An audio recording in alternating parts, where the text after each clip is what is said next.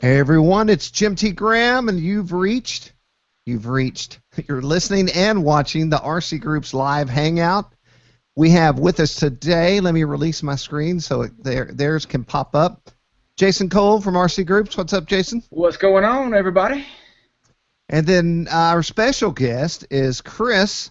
Chris is the founder of MultiGP Racing League. What's happening, Chris? Not much. Thanks for having me on, guys.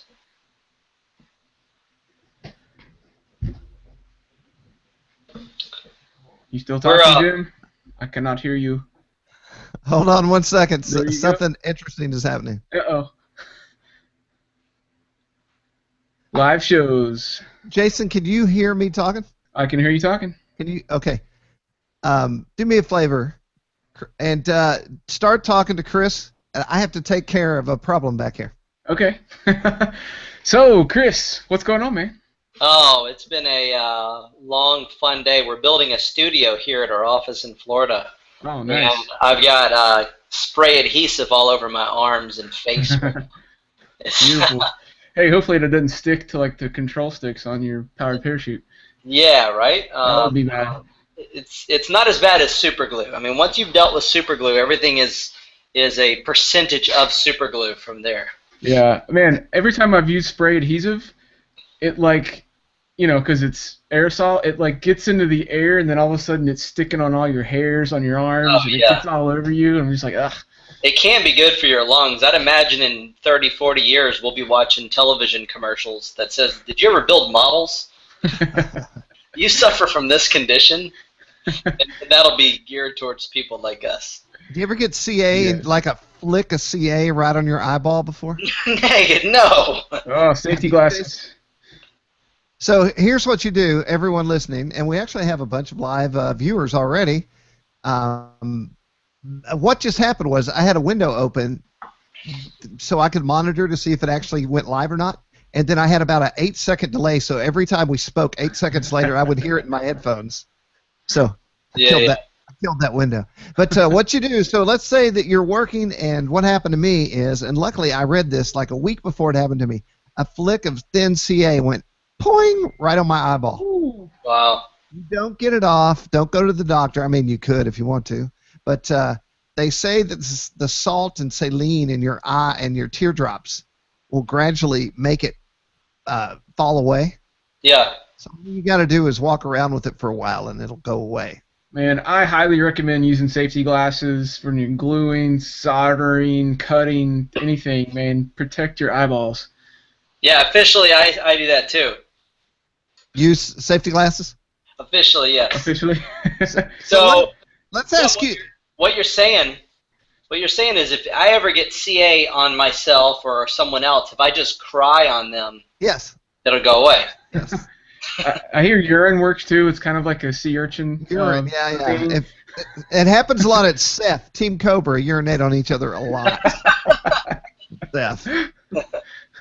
So, not to jump off right there, but MultiGP Racing, or MultiGP, for those of you out there who don't know, Chris, could you give us a little background on when it got started and how big it is and what it's all about? Sure.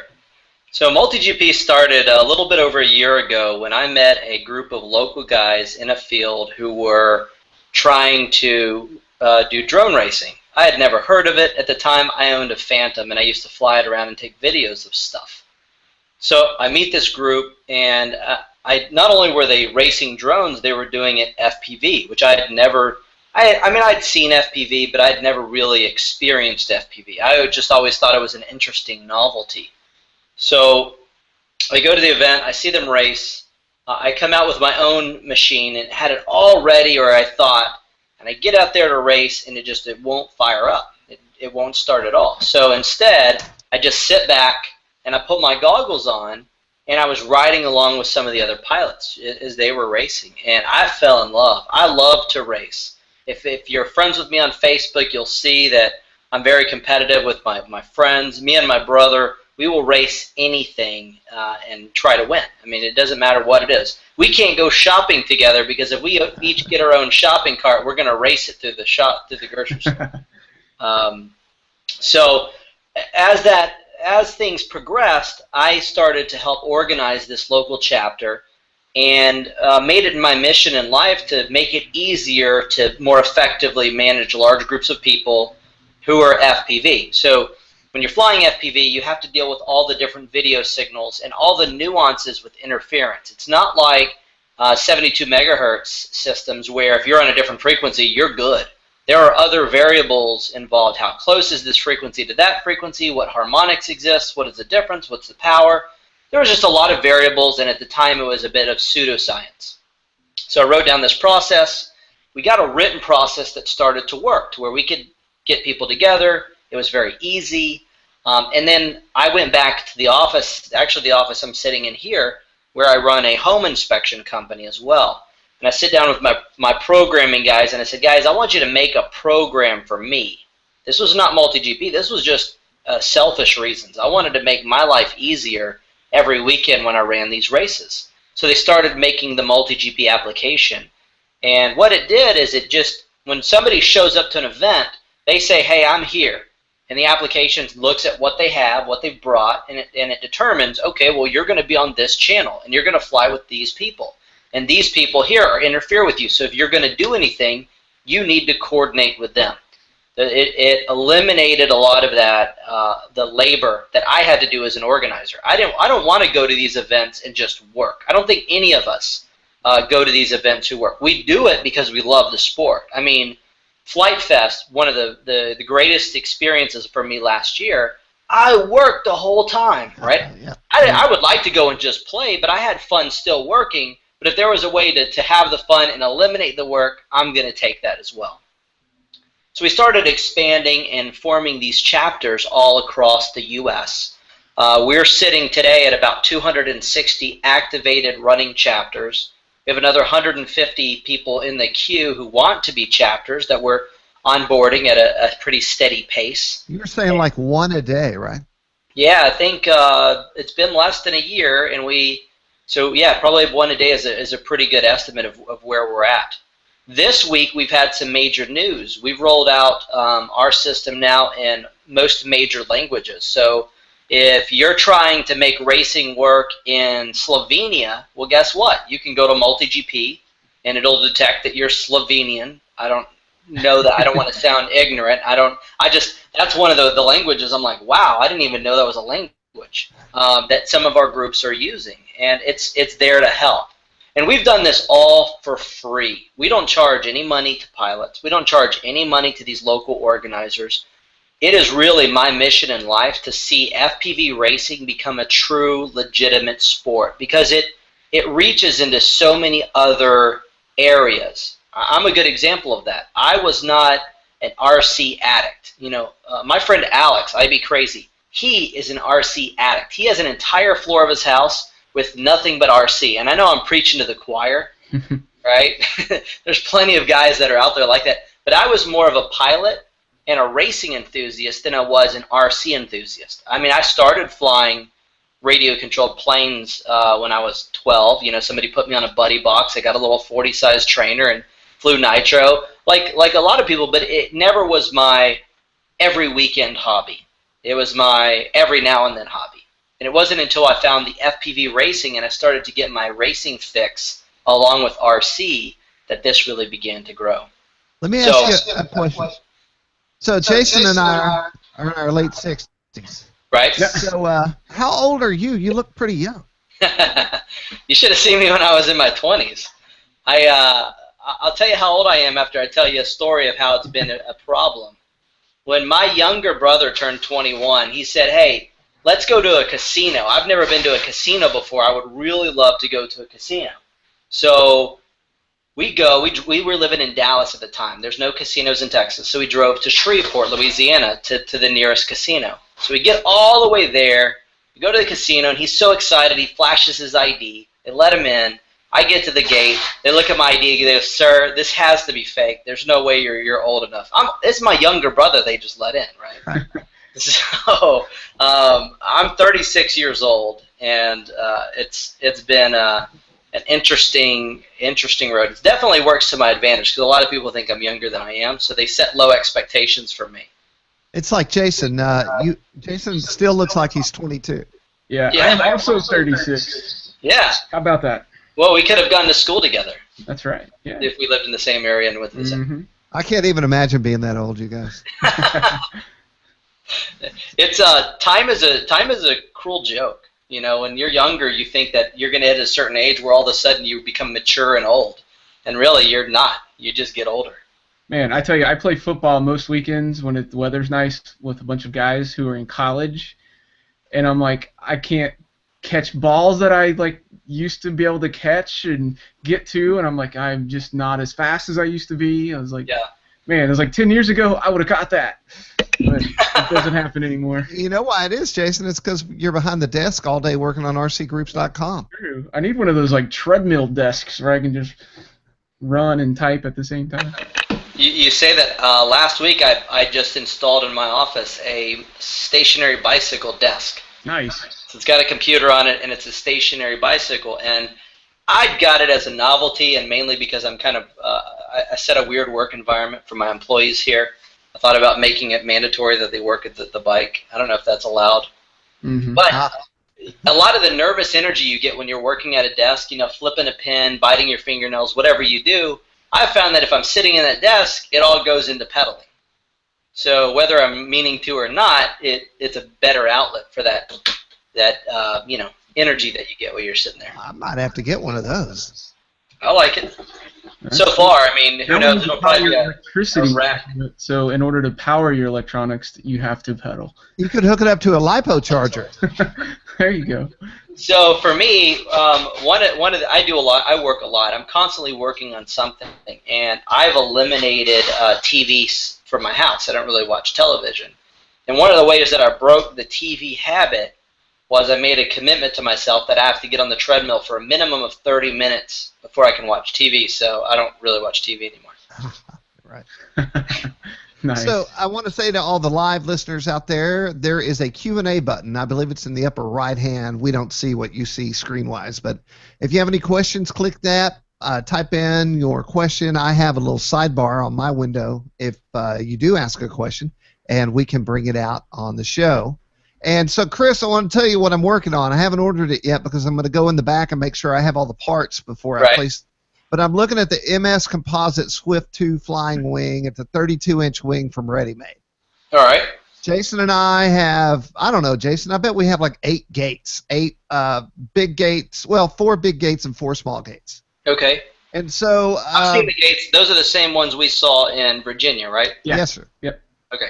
And so tell us about the new winged racing version. It used to be kind of the drone thing. Now we can fly wings, right? Yeah, well, FPV really started with wings. The legacy of FPV is not multi-rotor. It's definitely wings. I mean, you look at the historic adventures of people in FPV, it's all been people flying wings. The right wing, right? Yeah, so when a lot of our chapters would race multi-rotors, and then they would fly their wings FPV. But it's gaining more and more attention. Now, I think one of the obstacles that we've had to deal with wings is courses. Yeah. Because you can use a small gate with a multi-rotor, but a lot of wings can't hit that gate. And a lot of the pilots of those wings don't want to risk hitting those gates. For whatever reason, the mentality with a multi-rotor is like, we'll crash it and we'll fix it. Whereas with a wing, you know, you can fix styrofoam or whatever your wing's made out of, but it still has tape on it. It still has glue on it. It's a different outlook. The wing specs that we've outlined this year have come after putting together a council of a lot of more experienced wing pilots, and we've asked them what they think would make for a good class. We've left the specifications pretty wide open, mainly because we want to see where racing goes.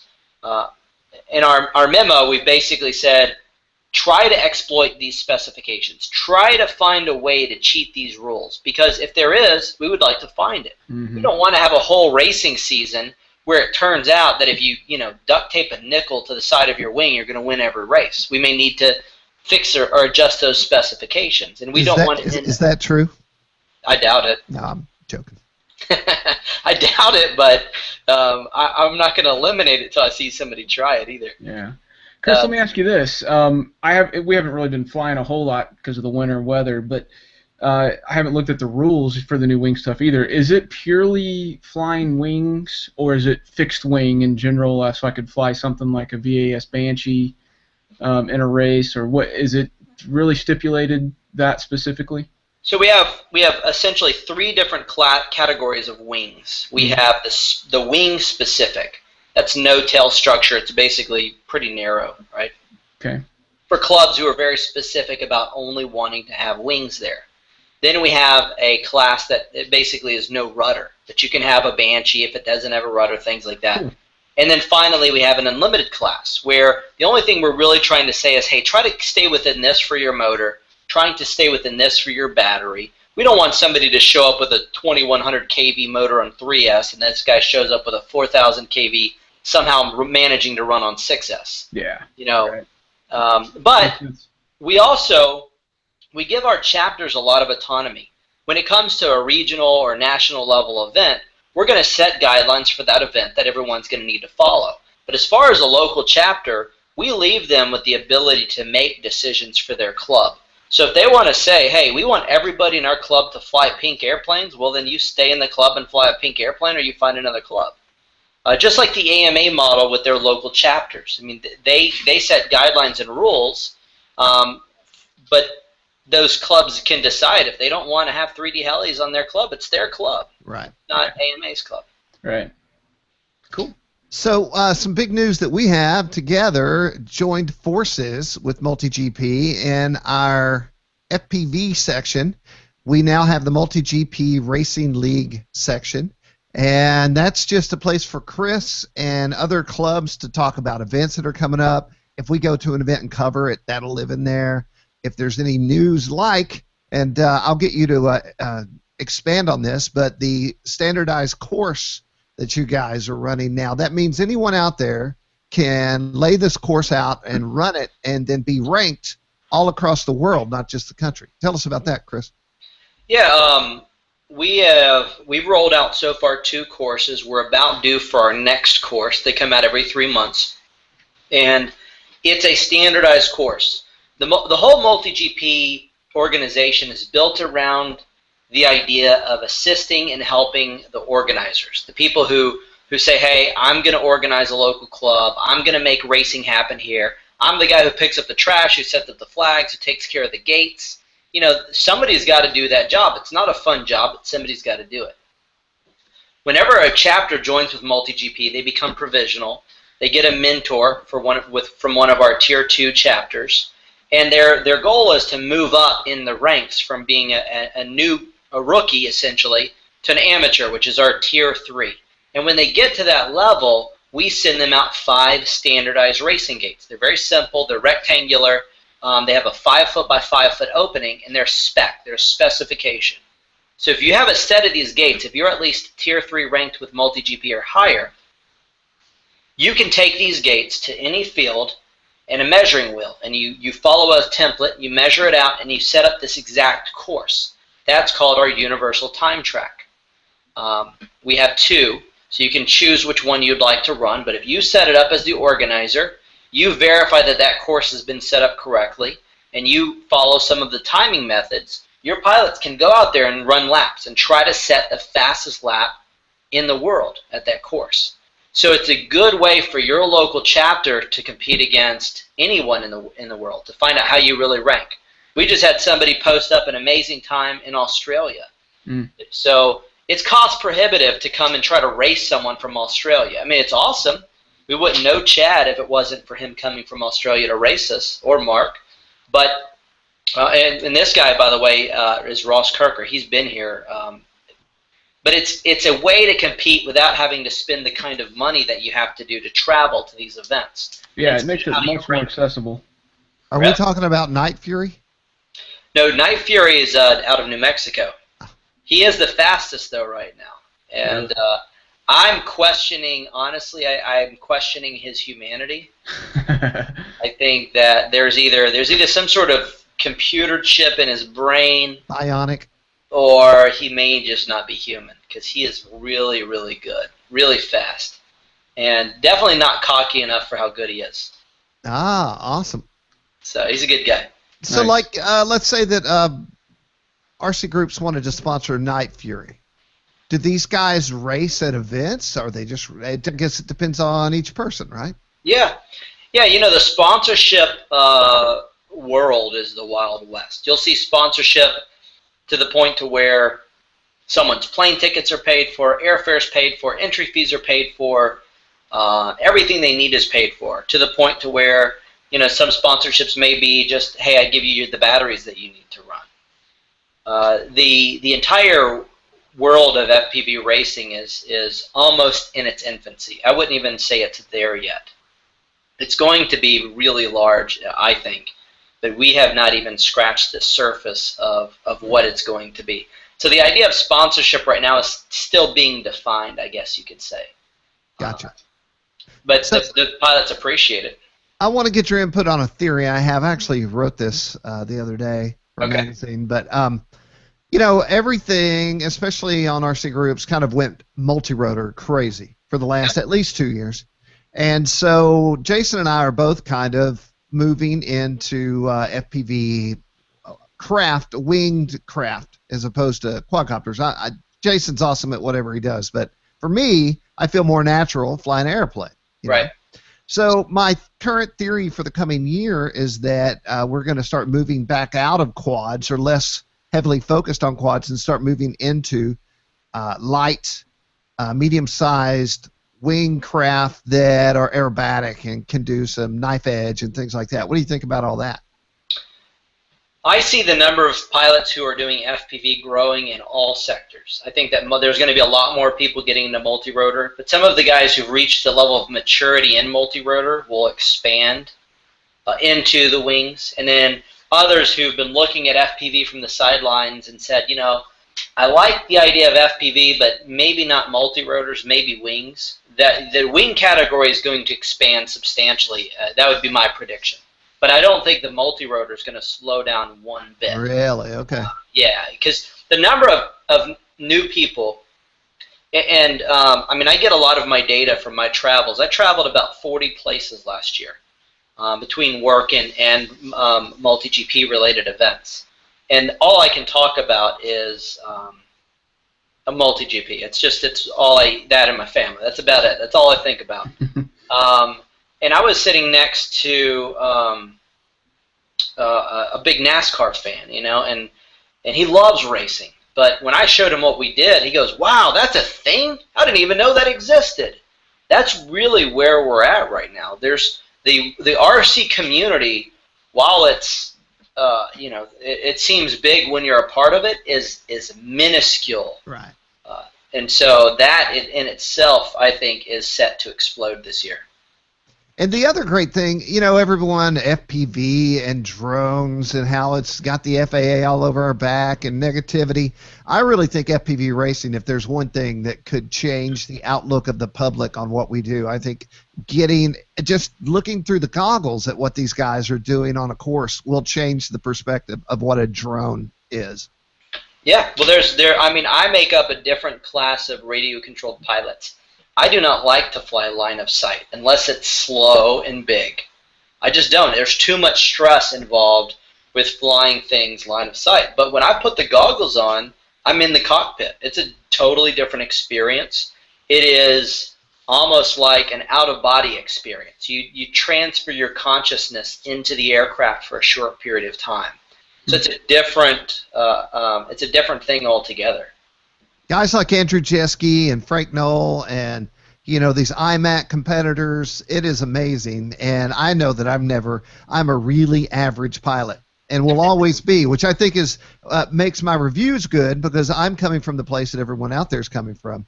But with all that said, I like it much like flying in the goggles for me is ×4 the enjoyment I have LOS. Yeah, absolutely. So there's a bit of this hurdle to get over, and mainly, especially in multi-rotors, it's altitude control. An airplane's pretty easy because if you're not stalling, you're flying, and you don't have the ability to hover. Most guys fly a multi-rotor FPV and they go up and they try to hover, and they're like, "Am I hovering? Am I hovering?" No. You know. Yep. So once they figure out that they stay moving forward, it's much easier with a multi-rotor. But with a wing, you don't have a choice. You're going to stay going forward, or you're going to stall. So the learning curve on a wing is less. And I want to say this to everyone. So once again, this is kind of a new thing that we're doing right now. We're broadcasting live, but all this is going to become our iTunes podcast. So to everyone who's listening, if you're thinking, well, man, maybe I should try some FPV. I started out with a quadcopter because of that exact thing that you're saying. I thought if I got in trouble, I could stop and hover. And so I didn't get anything on an airplane for a while out of fear that it would be too hard to fly that moving craft that's always got it's like a shark. If it stops, it dies, Yeah. you know? Yeah. But the first time I got in the air in an airplane with the goggles on, I was like, this is it. It's like flying a flight sim on your computer, or it's just 20 times easier than on the ground, I think, and 20 times more fun. Well, I used to dream when I started in RC, and we're talking a 40-size trainer that I bought from a garage sale with an old 7 channel radio that weighed a ton, and it was anodized brown. It was, I would sit there and dream, if I could just be little and I could just get in the airplane, I could fly it, I think that most guys in RC, that's the dream, is you want to actually fly the airplane. I, a few years ago, got my private pilot's license, and there's some excitement that comes there, but most of the things you want to do and have fun with is negated by the fact that I could die if I mess up. Right. So FPV gives you the best of both worlds. You can do the things you wouldn't do if you were on board, but then you get that I'm still in it type of feeling. Personally, I'm looking forward, and I haven't done this yet, I want to FPV a tail dragger aircraft. I want to start on the ground. Yeah. I want to taxi down. I want to leave the ground, and really fly something FPV.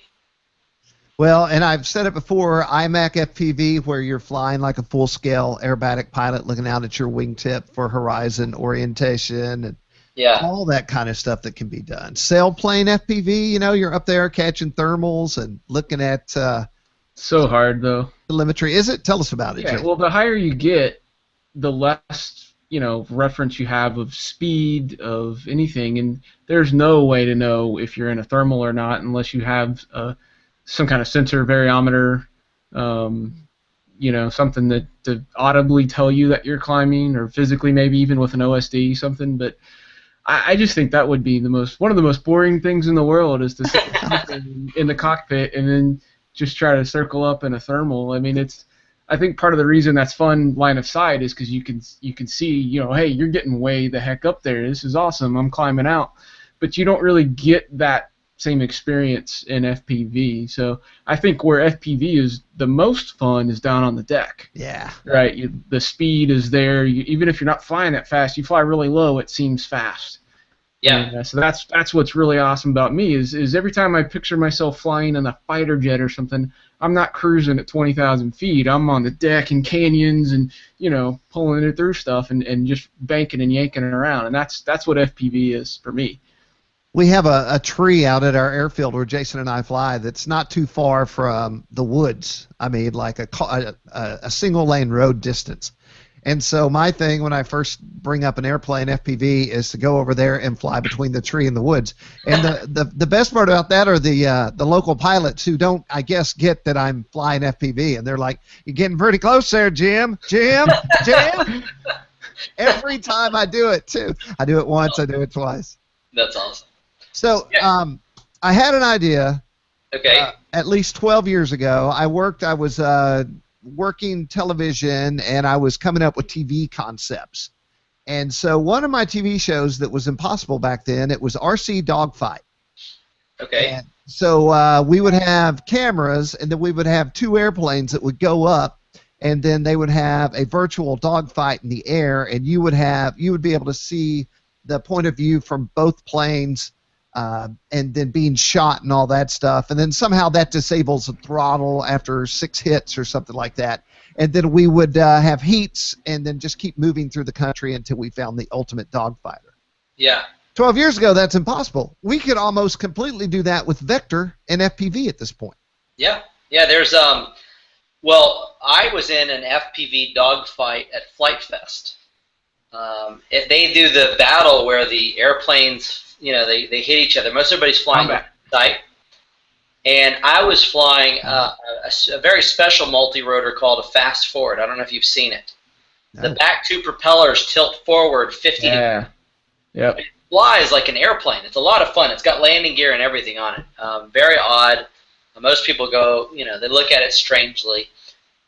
But I took off and I flew into this swarm of airplanes. And I'm flying FPV. So the flight test guys, they do it big. They love to build really big airplanes. Well, there's a big cargo plane that was flying in the midst of this combat. And it was great because I could drop right down behind it. And I mean, I was locked in. I was just tailing it because the multi-rotor is very, you know, much more control than you get out of an airplane.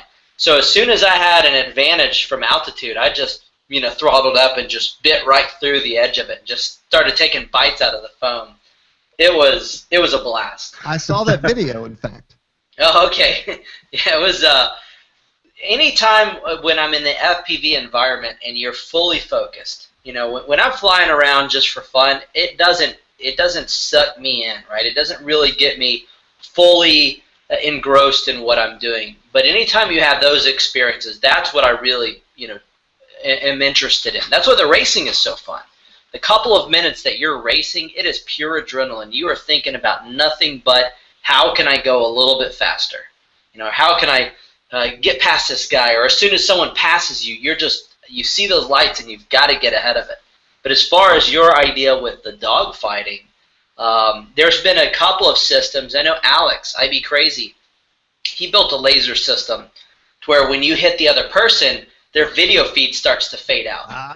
So they start to lose their video signal. And this is a very popular topic to talk about around a campfire with FPV enthusiasts. You know, hey, let's talk about the laser tag, the air combat module, and what you could make happen. So I'd like to see someone take it and actually finish it, just run with it. You know, put some sort of control system where if I shoot you, this happens. Maybe we could even configure it. We were talking about an idea with a race where if the guy is at full tilt going as fast as he can, if he gets shot, maybe it causes him to level out for just a minute, you know. Right, or slow down. But there's all sorts of penalties you could have. So I have two more topics. One is, just so I don't forget, IB Crazy stories. We'll do that next. And then the other one is, we had John from Eagletree on last week, who will be in this podcast, and we were talking about your physical track that anyone can fly on. And so my question is, when do we get MultiGP together with Eagletree to have the virtual in-air track that anyone can? That'd be great. He's into it. The guys over at Eagletree, they set up a chapter with us a while back. I think I dealt with John over there. That's a good question. I need to reach out to them and see what it would take to get that put into one of their vector systems. And then you just download it, track 1, 2, 3, and 4. Yeah. And I guess 1's easy and 4's really hard. You download it, you put it in your vector, and then bam, we're all in the sky flying the same tracks. Yeah, that'd be really neat to see. We're really, I'm a big fan here at MultiGP at the grand unification. You know, Einstein died trying to unify all these theories together. Right now, I'm not doing anything nearly as noble as what Einstein worked on, but I really pushed to unify a lot of our systems and resources. So the idea is for a single individual to be able to go out to a field, have all the equipment necessary to where they can plug it all in, and everything becomes automated, from running the time to announcing who's up next, to announcing the time scores, to posting data online, to everything. That's really a lot of what we work on here. We want to eliminate, we want everybody to get to play and nobody to have to work. Automated. Yep. And then you were talking about IB Crazy. Would you tell Jason about IB Crazy's house? So I got to start the story off by saying that Alex is a very wonderful, unique person. You know, he's honest to a fault. He is not a businessman. And I mean that with the most respect. Like, he will tell you, if you said, Alex, how do I make an antenna like yours? Well, you got something to write with? And he'll tell you from top to bottom how to copy his technology, which is not typical of most people. But the first time I ever spent any long amount of time, I met Alex for the first time here in Florida, but a little bit later we were going to go to Flight Fest, and then we were going to go to the Drone Nationals out in California. So instead of going straight to Flight Fest, I decided to go to Virginia to hang out with Alex for a couple of days, see Jeremiah over at Stone Blue, and then we would ride together in his RV through the mountains to Flight Fest. Seemed like a very normal, logical idea. So Alex picks me up at the airport in his car, which was full of RC gear. I mean, just loaded to the top with things I don't even know what it is. To this day, even after being around FPV, there was technology in that car that I don't think exists in the real world. But I've got bags, you know. He was picking me up at the airport, and I've got luggage for this trip, and I'm just looking at him going, Alex, where are we going to put this stuff? So we managed to get everything moved around and shuffled around, and you know, he gets it loaded in his car, and we go and eat some wings. He's telling me this crazy story about one of the radio towers that he cooked a hot dog flying his airplane around because his friends didn't believe him he could. He said he put a hot dog inside of his... What? Yeah. Oh my gosh. He said he put a hot dog inside of his airplane, which is kind of odd, you know. I don't think many people can say that they've ever put a hot dog in their airplane. He said he flew it around FPV near this radio tower and then landed, and it was cooked from the radio waves. So whether it's true or not, I don't know. I heard of a guy had a barn under power lines, and his light bulbs worked even though there was no power to the barn. So well, just the electricity in the air made his light bulbs operate. That's awesome. So afterwards, we go visit Jeremiah, and then we go to Alex's house. So I have no idea where Alex lived at. I didn't know if he was going to live in an apartment. I didn't know if he was going to live in a mansion. I didn't know if he was going to live. I didn't know. So we pull up to this house, and we walk in the door, and it is RC stuff everywhere. I mean, everywhere. Which I guess it makes sense. We go into his office because he was talking about something. I can't remember what he was talking about. We walk into his office, and there is this behemoth of a soldering machine. He grabs the soldering iron out of the holder and solders something. He hasn't been home for 3 days. And his soldering iron is still on. He told me something about the soldering iron, but there's designs and stuff everywhere. So I'm looking around the house, you know, just kind of trying to get comfortable, because anytime you're staying at someone's home and you've never been in their home, you know, me, I'm a little particular. I want to make sure that I know where I'm going to eat and sleep and you know, everything. Well, we start going through the house, and I don't remember what it was, but he told me to go downstairs and get something. I go down to his basement, and I swear there was at least 100 RC planes, at least. Maybe 200. And none of them were, like, nice. None of them were show-quality machines. Some of them were like a stick with wings and a motor. And then the next one would be Coke bottles glued together. And then the next, everything was different. Nothing was the same.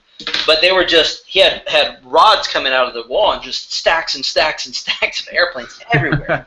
Quadcopters built out of PVC, quadcopters built out of wood, tricopters, hexcopters, everything you could imagine. And just everywhere. And then a gigantic laser cutter in his basement. So I finally asked Alex, I'm like, hey, Alex, where am I going to sleep? He goes, oh, you're going to sleep on the RV outside. I'm like, oh, okay, good.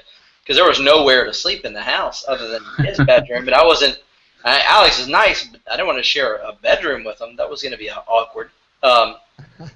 We go out to his garage to get parts for our gates, because we were taking gates to Flight Fest.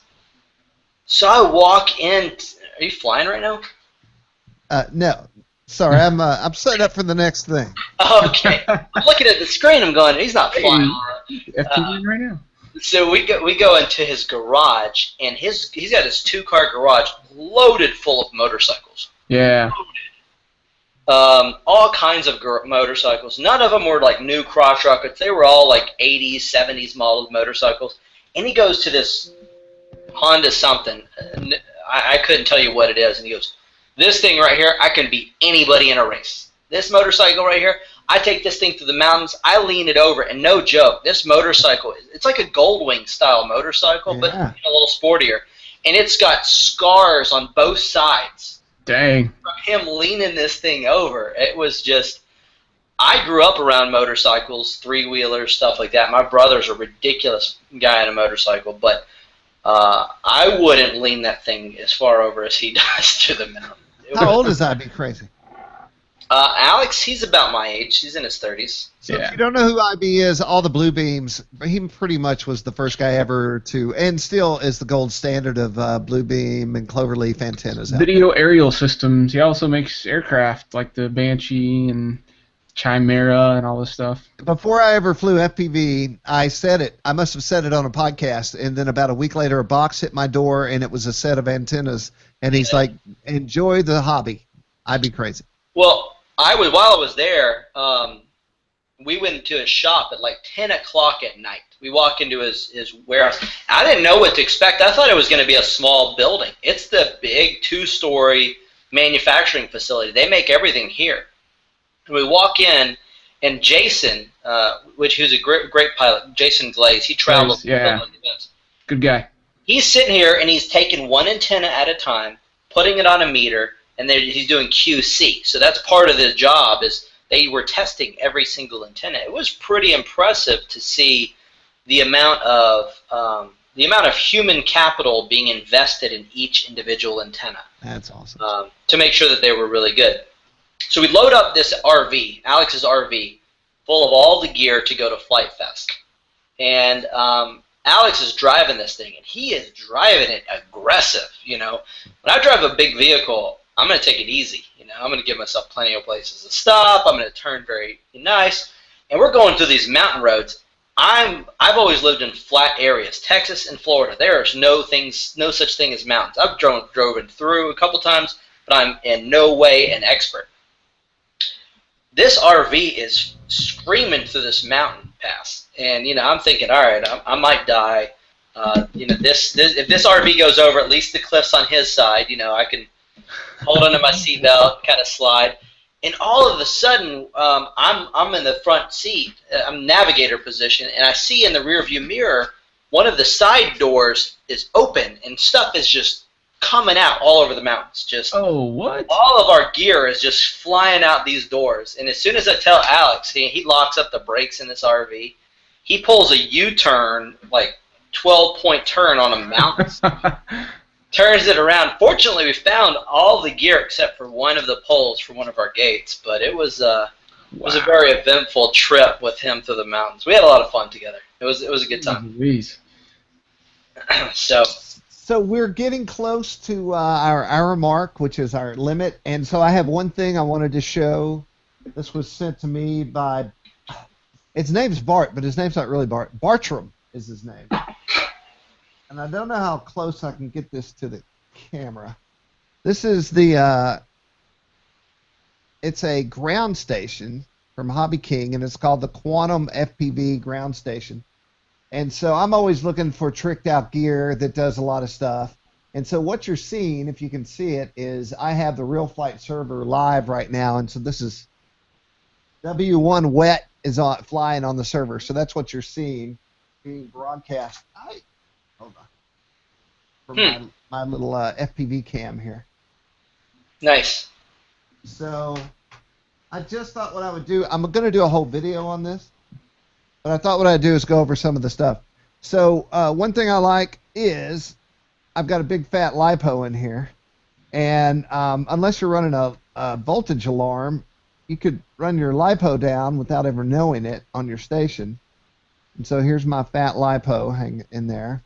And it has a meter here that tells you individual cell voltages and then total count, and then I can set a limit, and it will give me an audible alarm when I hit it. And then on the back, I've got a power switch. I've got 1, 2, 3, 4 12-volt outs that go to barrel plugs, and then I have a 5-volt in case you don't want to smoke something. And then USB out, which is interesting, so you can power your phone or your tablet. And then on the side, these are pretty trick. I've never owned them. These are quantum auto scans. And so the cool part about these dudes is that they tell you your battery voltage on the screen and then also your signal strength, which is new to me. And then the antennas, it's a 40 dBi and then just a clover leaf. These are both $14 a pop. RSSI going out to the back so that this little black box, the main unit, actually is diversity. So it takes these two individual units and picks the best signal. Then we have 2 video ins. These are stereo. You can't see it because of this guy.